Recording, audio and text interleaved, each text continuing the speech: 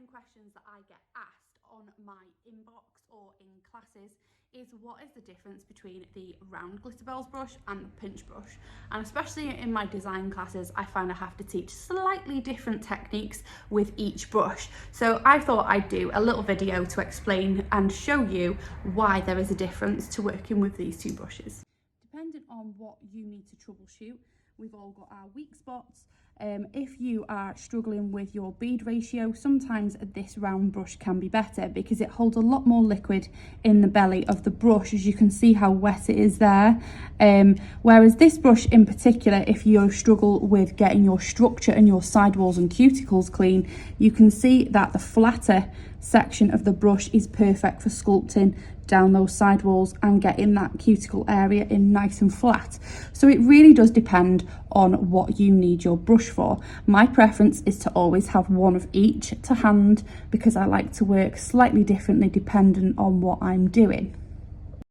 So as we've already discussed, the round brush will hold a lot more liquid, especially in the belly of the brush.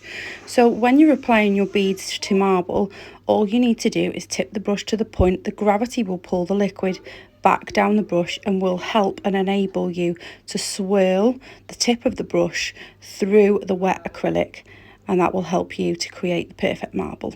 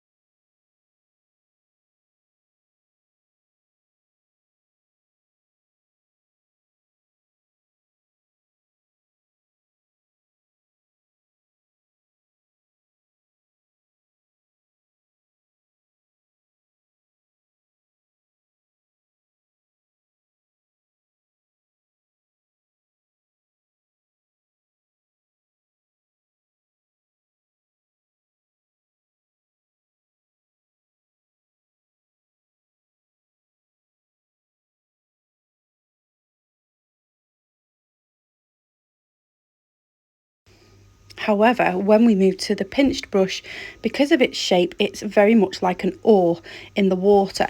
So if you pull it straight on with the flat section down, it's brilliant for creating momentum and movement.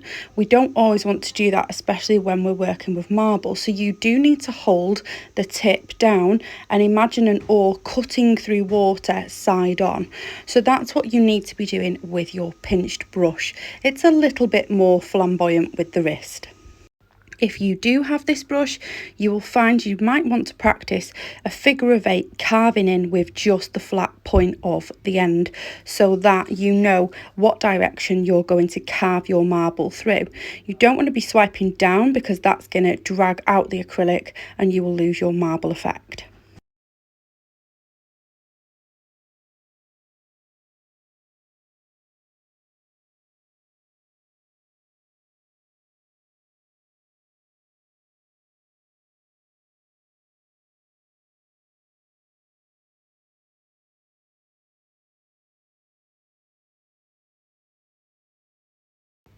So I'm using about 4 colours to marble in here, and I'm re-wetting the brush because it doesn't contain quite as much liquid as, say, the round brush does, like we've said.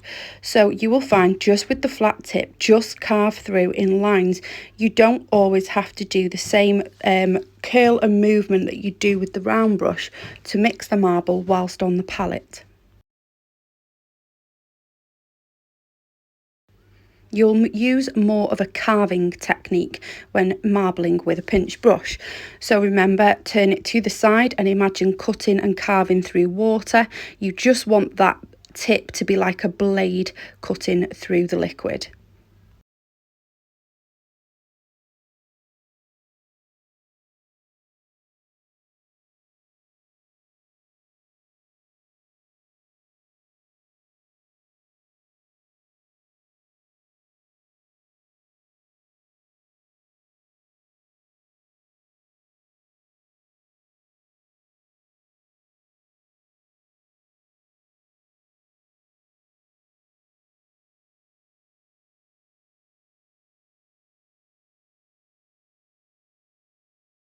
So I hope that these methods do help show and enable you to troubleshoot better if dependent on what brush you're using. And I hope it gives you some insight if you're considering which brush to buy.